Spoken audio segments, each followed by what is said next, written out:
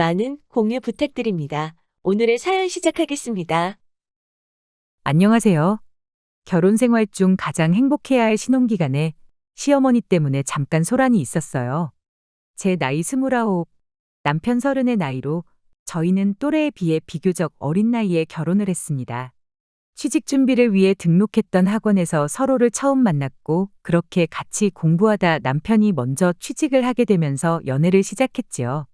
취직은 남편이 저보다 1년 빨랐고요.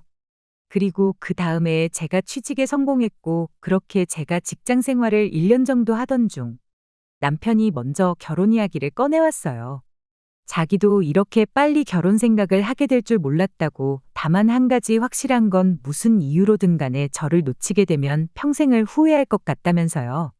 하지만 두 사람 다 직장 생활을 시작한 지 얼마 되지 않았던 만큼 모아놓은 돈이 여유로운 상황은 아니었습니다.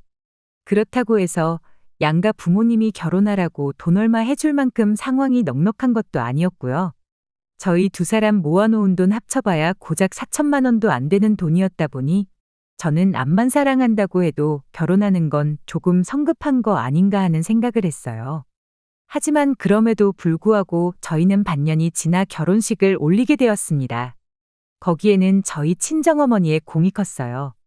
저희 친정어머니가 남편 같은 사람 또 없다면서 엄청나게 밀어주셨거든요. 거기에는 할 말은 꼭 해야 하는 제 성격이 가장 큰 이유였어요. 그동안 짧은 인생이나마 살아오면서 저는 제 성격 때문에 불편했던 적 한 번 없었고, 오히려 당하고 사는 것보다 100번 낫다고 생각했거든요. 그런데 저희 어머니 생각은 또 다르셨어요. 저는 당연히 해야 할 말을 했을 뿐인데 그걸 이유로 동네에서 장사하시는 분들하고 몇 번 다툰 적이 있었거든요. 저는 아직도 제가 잘못했다고 생각하지 않아요. 예전에 식당에서 밥 먹는데 저희 어머니가 드시던 국에서 머리카락이 나왔던 적이 있어요. 어머니는 그냥 건져내고 먹으면 되는 거 아니겠냐고 하셨는데 저는 따질 건 따져야 하는 성격이었다 보니 바로 사장님을 불렀었죠. 그런데 가게 사장님이 그냥 다음에는 신경 쓰겠다고 심심한 사과 한마디만 해줘도 그만이었을 일을 크게 만드시더라고요. 저희가 어떻게 음식이라도 공짜로 먹어보고자 일부러 머리카락을 담궜다는 식으로요.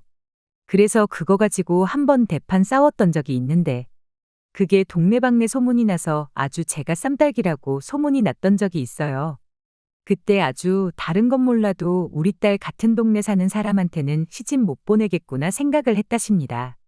뭐 그것만이 아니더라도 저희 부모님한테도 아닌 건 확실히 아닌 것 같다 제 의견을 말하는 성격이다 보니 그게 저희 어머니 눈에는 제 성격이 괴팍해 보였을 수도 있다 생각해요. 아무튼 저는 상관없다 생각하지만 친정어머니는 이런 제 성격 때문에 제가 결혼하기 힘들 수도 있겠다는 생각을 하셨나 봐요. 이런 제 성격을 알면서도 결혼하자고 하는 거 보면 남자친구가 보살림이 틀림없다고 일단 결혼부터 하라는 식이었지요.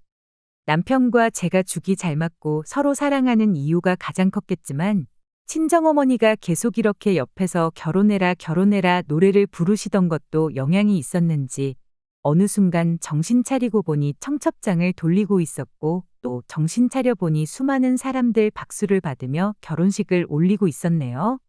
사실 결혼 전에 시어머니하고도 벌써 한바탕 할 뻔했던 적이 있었어요. 시댁에 처음으로 인사를 드리러 갔던 날이었는데 시어머니가 그때 벌써 예단 리스트를 만들어서 가지고 오셨거든요. 저희가 모아놓은 돈이 거의 없는 거나 다름이 없었다 보니 시어머니가 이미 저희들 결혼 전에 1억 5천을 해준다고 이야기가 되어 있는 상태긴 했는데 그럼 저희 집에서 얼마를 도와주겠다는 말이 나오기도 전에 예단 리스트부터 만들어 오신 거였죠. 그런데 좀 어이없는 것들이 몇 가지 적혀 있었어요. 명품 가방 같은 거야 그렇다 쳐도 시댁에서 쓰고 있는 오래된 냉장고 바꾸고 싶다고, 최신 양문형 냉장고를 적어 놓은 건 뭔가 싶어서 꼭 짚고 넘어가고 싶었거든요. 그래서 예단 이야기 나온 김에 예물은 얼마나 해주실 거냐, 보통 예단하고 1대1로 똑같이 간다던데 그냥 냉장고는 알아서 바꾸시는 게 어떻겠냐 따져묻고 싶었습니다. 하지만 친정어머니랑 약속했던 게 있어서 참았어요. 괜히 따박따박 말대꾸해서 좋을 거 없다고 그날은 그냥 아무 말도 하지 않고 가만히 있으라고 못을 박으셨고 저도 그렇게 하기로 손가락까지 걸고 약속을 했던 게 있다 보니 그냥 참았어요. 그래도 다행이었던 게 다음날 남편이 느끼기에도 냉장고는 좀 아니다 싶어서 자기가 말해서 리스트에서 빼기로 했다는 소식을 전해왔다는 거예요.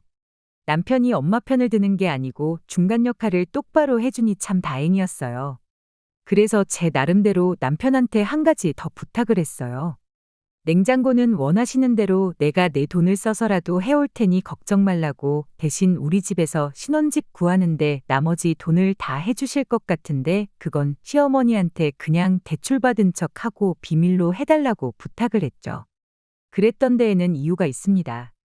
이미 양가에서 본격적인 이야기가 나오기도 전인데 벌써부터 예단 목록 만들어 놓고 계신 시어머니를 보니 괜히 우리 집이 금전적으로 조금이나마 여유가 있다는 느낌을 내비추면 내비추는 대로 시어머니가 저희 집에 요구하는 게 더 늘어나지는 않을까 싶었거든요.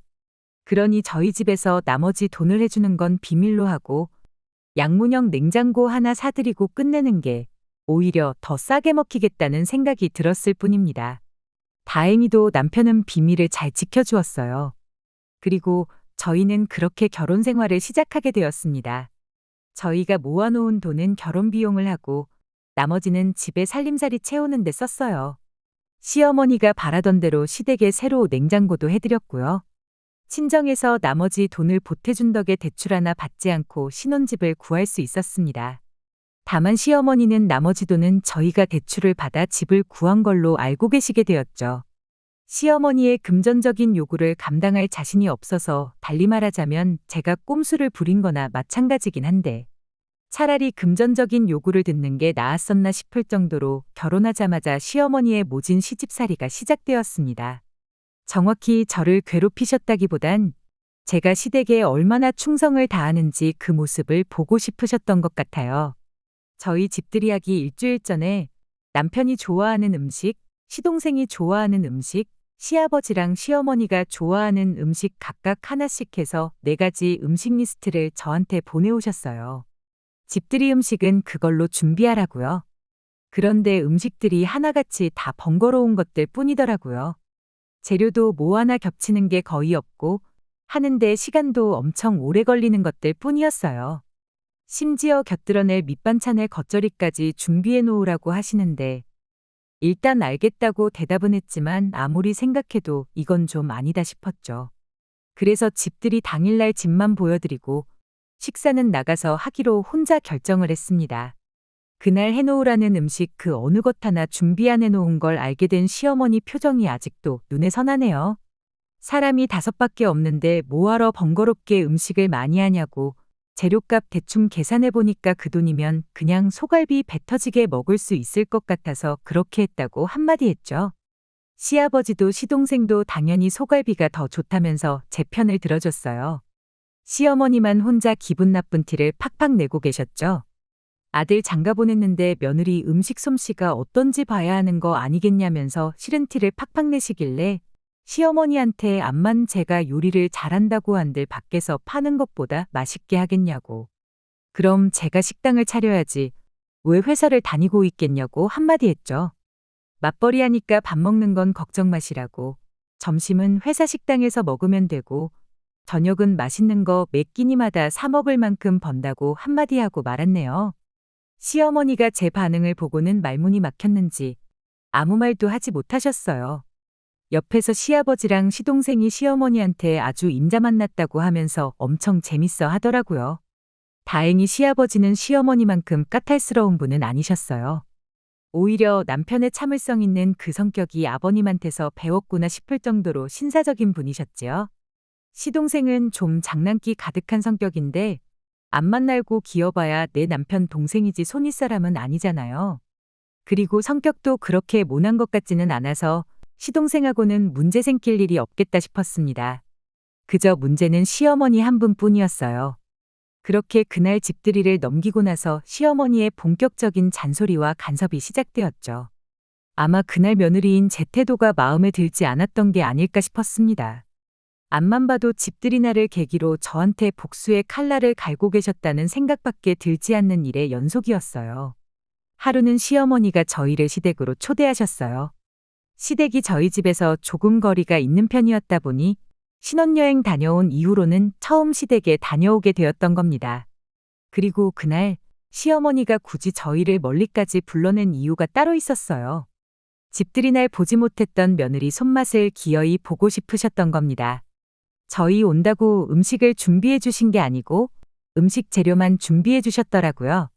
저는 무슨 방송국 요리 프로그램 찍는 건 줄 알았어요. 냉장고에 있는 재료를 선택해서 음식들 이거랑 저거랑 해놓으라고 미션까지 받으니 더더욱이 제가 무슨 시댁에 초대를 받아서 간 건지 요리 예능을 찍으러 간 건지 싶었습니다. 시어머니는 필요한 건 아마 냉장고에 다 있을 테니 제일 자신 있는 거로 하나 준비해 보라고 이번 기회에 우리 며느리 음식 솜씨 좀 봐야겠다 한마디 꺼내시더군요.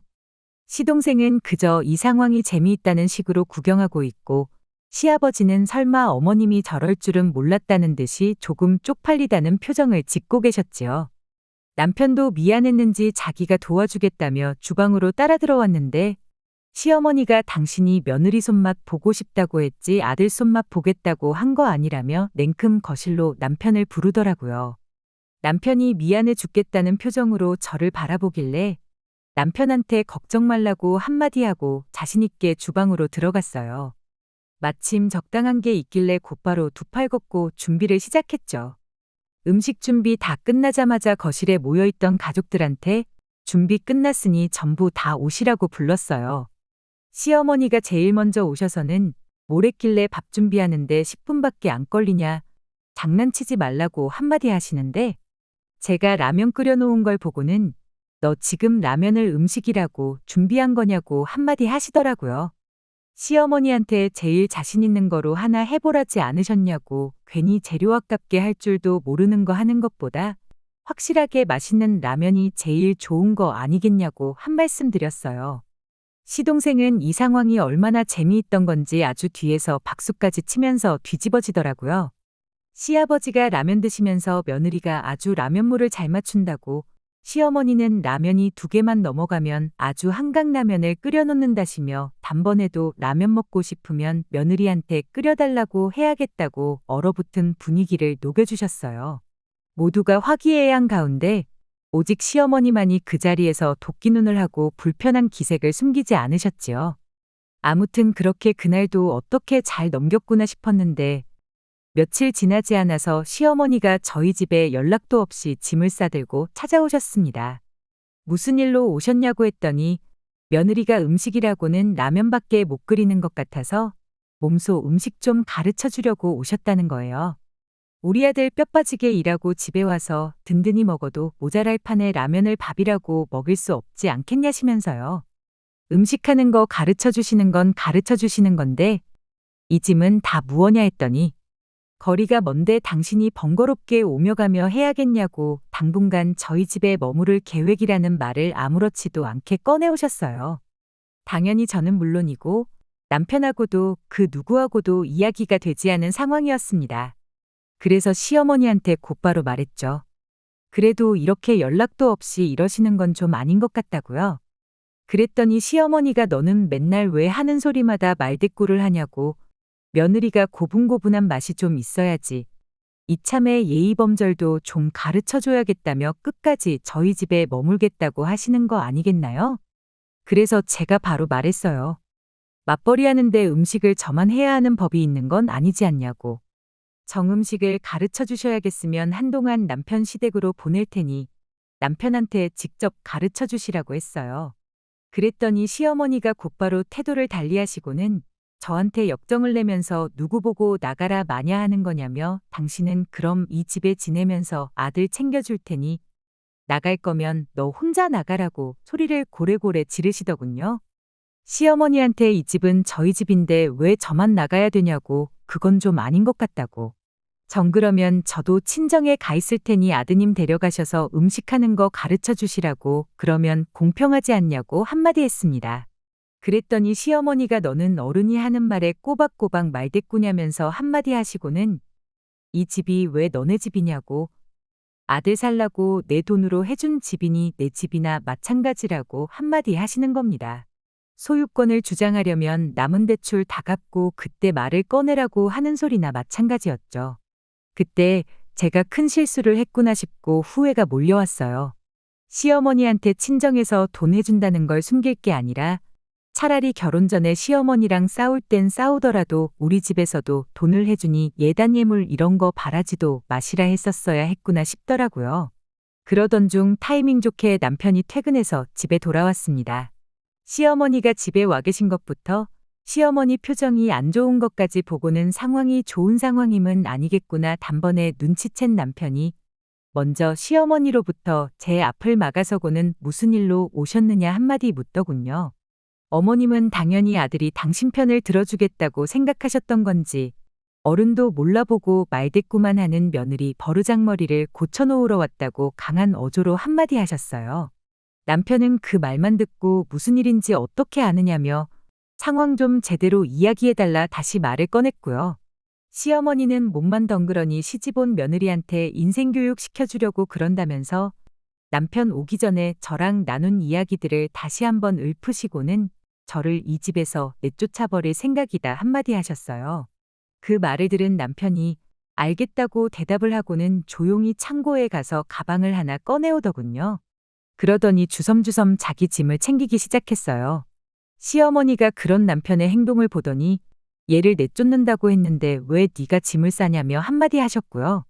남편은 시어머니께 사실 처가에서 집 살 때 돈을 해주셨다고 어머니 말대로라면 이 집에 돈 한 푼 안 내고 살고 있는 건 다른 사람이 아니라 바로 자기 자신이라며 집을 나가도 자기가 나가는 게 맞는 거 아니냐고 한마디 했어요. 몰랐던 사실을 알게 된 시어머니 표정이 단번에 굳기 시작했죠. 그리고 그 순간을 놓치지 않고 제가 한마디 꺼냈습니다. 당신이 나가면 나랑 어머님이랑 둘이서 이 집에 살아야 되는 거냐고 그러긴 싫다고. 늦지 않게 우리 집에서 해준 돈만 돌려주면 내가 이 집에서 나가겠다고요. 그리고 바로 다음 날 시어머니가 저희 집 근처까지 오셔서 저희 좀 보자고 연락을 해오셨어요. 전날처럼 저희 집에 그냥 쳐들어오시는 게 아니고 근처까지 오셔서 연락하시는 걸 보니 저희한테 사과하시려고 오셨다는 걸 대번에 눈치챘습니다. 그래서 자리에 나가자마자 제가 먼저 시어머니한테 죄송하다고 사과를 드렸어요. 제가 사소한 다툼 피해보려고 했다가 일만 더 키운 것 같다고 저희 집에서 돈 해줬던 걸 숨긴 거 정말 죄송하다고요. 안 그래도 친정부모님한테 숨길 걸 숨겼어야지 하고 한 소리 들었다고. 어떻게 연락드려야 하나 고민하다가 또 어머님이 먼저 저희한테 연락하시게 만들었다고 정말 죄송하고 쥐구멍이 있으면 숨고 싶다고 최대한 어머님 자존심 상하시지 않게 조심해서 사과를 드렸습니다. 시어머니는 제가 먼저 죄송하다고 나올 줄은 생각도 못 하셨었나 봐요. 이내 제 뜻을 눈치채신 건지 시어머니도 저한테 미안했다고 한마디 해주시더군요. 안 그래도 시아버지한테 왜 멀쩡히 잘 지내고 있는 애들을 갈라서게 만들지 못해서 안달이냐며 한 소리 들으셨다면서 당신도 시어머니가 된 게 처음이다 보니 아들 생각만 하고 며느리 생각은 하지 못해 큰 실수를 했다시면서 말이죠. 지난 일은 다 잊고 한 가족으로서 앞으로 잘해보자고 하시는데 제 잘못도 크다 보니 그 순간만큼은 죄송스러워서 눈물이 다 나더군요. 그렇게 시어머니하고는 좋게 좋게 잘 풀었습니다. 그 이후로 시어머니하고 그 어떤 사건 사고도 없었고 오히려 전에 없이 잘 지내고 있어요. 우스갯소리로 이렇게 좋은 며느리를 왜 못 잡아먹어서 안달이었는지 모르겠다시면서 어떤 때는 저희 친정어머니보다 저를 더 챙겨주실 때가 많습니다. 잠깐 안 좋은 순간이 있었지만 좋은 시부모님 만난 것 같아요. 저도 중요한 순간에 제 고집만 부리지 않고 시어머니께 사과드린 게 정말 잘한 일이구나 싶어요. 행여나 시어머니가 다시 저를 안 좋게 대하신다 하여도 그 부분도 걱정이 없습니다. 그 어떤 순간에도 제 편을 들어주는 남편이 든든하게 버텨주고 있으니까요.